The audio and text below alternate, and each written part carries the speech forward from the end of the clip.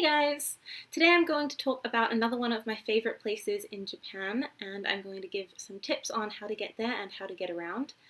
Today we are going to talk about Nara City, and I'm specifically going to focus on the Nara Park kind of area of Nara City because not only is it the most famous part, I think, but it's also my personal favorite and the place that I would recommend spending the most time while you're in Nara City.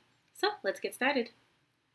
So normally I put up little links to videos kind of up here whenever I mention something specific about the area, and of course I'll be doing the same for Nara City and Nara Park, but I'm also going to leave a link in the description to some of my photography from around Nara Park because I've been there a lot more than I've been to most of the places that I'm talking about because it's so close to me, and so I have a lot more photography and kind of content. So if you're interested in seeing more of what you can expect from Nara City or Nara Park, please check in the description for some more photography of mine so you can get a better idea of what to expect. As usual, I'm going to start with a quick explanation of what Nara City and Nara Park are. So Nara is a very old place in Japan. It was actually the previous capital of Japan, and so there's a ton of history and culture from around that era around these parts. And Nara City itself is quite a small area and it's very easy to get around, but it has a lot to see. So I personally think that a day trip or a weekend trip is great for the Nara area. There's a lot to see and do, but it's all within quite a small area, so that's fantastic. So Nara Park is the one that I think most people will have heard of, and as you probably know, Nara Park is most famous for its friendly deer. You can meet the deer, touch the deer, take photos with the deer, feed the deer, and you can even meet the new deer babies each year in spring. Deer are sacred within Nara Prefecture, and so they kind of coexist with humans in a way that's really unusual and wonderful to see. So if you're into animals, and especially kind of a natural experience with animals, unlike zoos or anything like that, then Nara Park is an amazing place to visit. Apart from its main attraction of friendly deer, it also is home to some really beautiful temples and shrines. These include Toraiji, Kofukuji, and Kasuga Taisha. They're all within a pretty easy walking distance of each other, and so this is a really great way to see a lot of history and a lot of culture all at one time. You can just blast it out of the way. Normally I would talk about accommodation next, but I'm actually going to skip that part for this video for two main reasons. The first is that I don't know very much about accommodation within Nara City because I live so close I've never had to use it. And the second is that Nara City is a very touristy area and most accommodation is very easily available in English, so I don't think you'll have any problem booking accommodation there. Okay, so instead of that, we're going to go straight on to transportation and how to get there and how to get around. Transportation to Nara City is very, very easy thanks to the incredible public transport system. So you can go to one of two stations. You can go to the JR Nara station or the Kintetsu Nara station. Either is perfectly fine. To get to either is incredibly easy. There are rapid services to both because Narashi is a very popular station. Okay, so once you're there, you can take buses around the place. There are tons of buses within Nara City. It's a fantastic public transport system. There's actually a bus that just does a continuous line all the way from the station to Kasuga Taisha and then back. So if you don't want to walk for whatever reason, you're carrying a lot of stuff, you have small children, you have a disability, whatever it is, buses are readily available outside both stations. So keep that in mind. If you don't want to catch the bus, the Nara Park is about a 25-minute walk from JR Nara Station and only about 10 minutes from Kintetsu Nara Station. And the walk from JR Nara Station is actually really great because you get to go up some little covered market streets, and these are fantastic and a really great cultural experience in Nara as well. You can also find amazing places to eat there, but we'll get into that later. Okay, so I don't think I really have much else to say about transportation around Nara City. I feel like it's all really, really simple and very nice and easy, so I won't talk too much about it, but yeah, that's how you get there and how you get around. Next, let's talk about some of my own personal recommendations of things to do while you are in Nara City.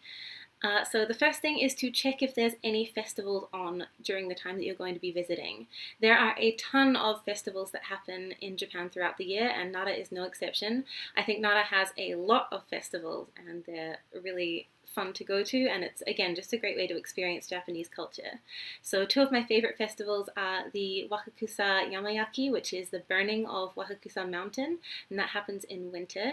And then, as I mentioned before, there is a springtime festival where you can meet the new baby deer of Nara Park, which I always really love because, I mean, baby deer, come on.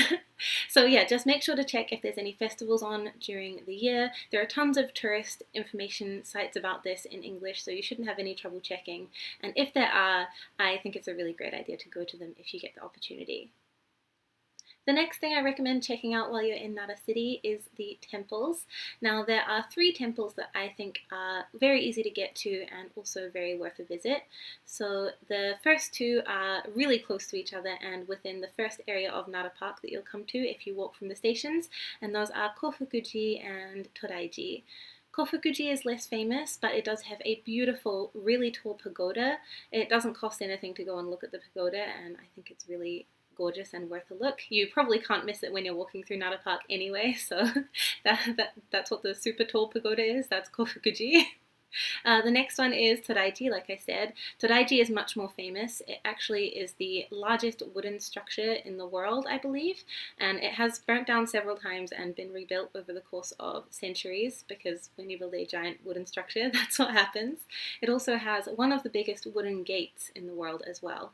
So you can walk through the gate for free, but when you want to enter the temple, you'll have to pay a small fee. It's nothing much. I think it's around 500 yen, and it's well worth going inside, because inside they have the Daibutsuen, which is of course the main hall with the big Buddha, and that is well worth a look.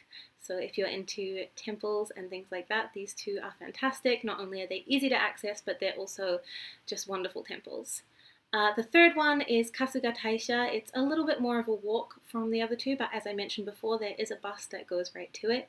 Kasuga Taisha is a very famous temple, and it's especially famous for its lanterns. It's very beautiful. Once again, you can walk around the area for free, but if you want to go inside, you'll have to pay a small fee. Around the area of Kasuga Taisha, there's a forest, and within this forest there are also dotted like other much smaller shrines. So if you have some free time and you want to try and find some, go for a little walk around Kasuga Taisha. It's definitely worth it if you have free time and energy. The last thing I recommend in Nara City is food. So on the walk up to the park, there will often be little food stands open, and a lot of them serve either Kansai area delicacies, festival food, or Nara-only food. So Nara has quite a few local specialities. I'm going to recommend just 2 different things today, one Nara-specific food and one festival food. So the festival food that is often available around Nara Park is taiyaki. That's the one I recommend anyway. They are fish-shaped pancakes with a sweet filling of your choice. I personally recommend custard, but you can get tons of different fillings of your choice, and I think it's a fantastic thing to try while you're in Japan, because they are a very Japanese only kind of thing. And the other food that I recommend is actually only a Nara delicacy, and that is kaki no hazushi. Kaki no hazushi is a special type of sushi. It is rice with vinegar and then a piece of fish on top, and it's wrapped in a persimmon leaf. And I personally think it's really incredibly delicious, and I would recommend anyone to try it while they're in Nara. Even if you don't think that sounds amazing, give it a try. Not only could you think it's delicious, but it also is a Nara-only speciality. There are tons and tons of restaurants around Nara City that will serve kaki no hazushi all year round, so definitely try to pick one of those out.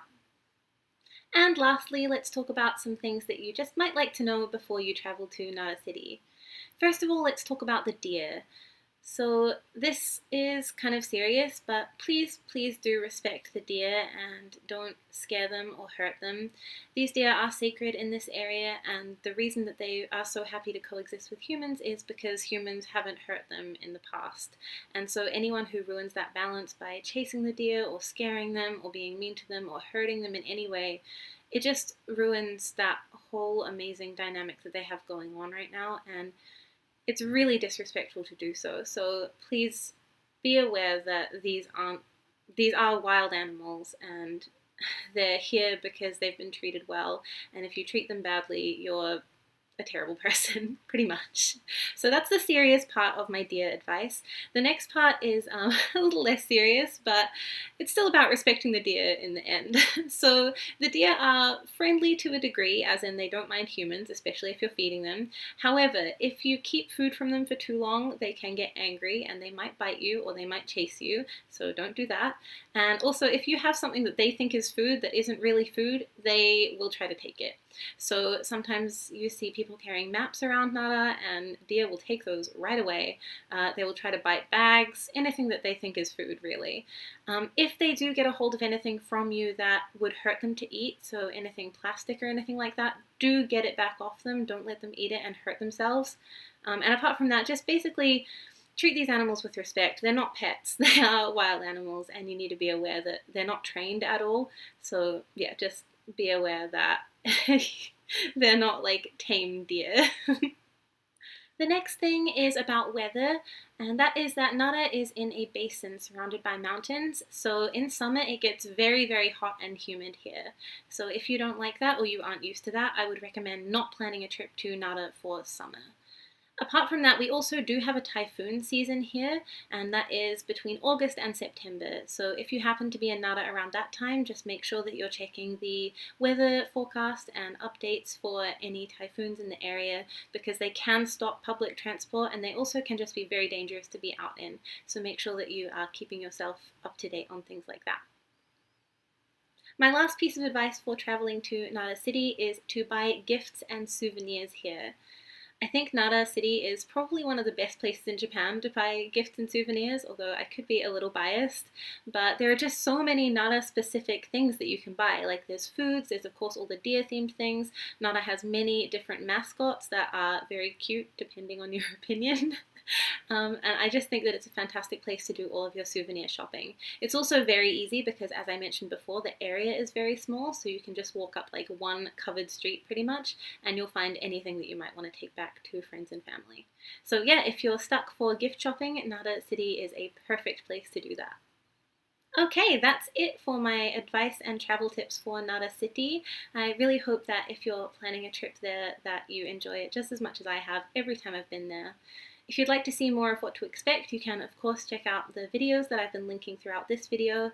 I've been there so many times, and I think you'll see why from my videos and the photos that I'll link in the description. I just love it so much. If you have any other questions, as usual, please ask them in the comments below. I will do my best to answer them, and until next time, I will talk to you later. Bye!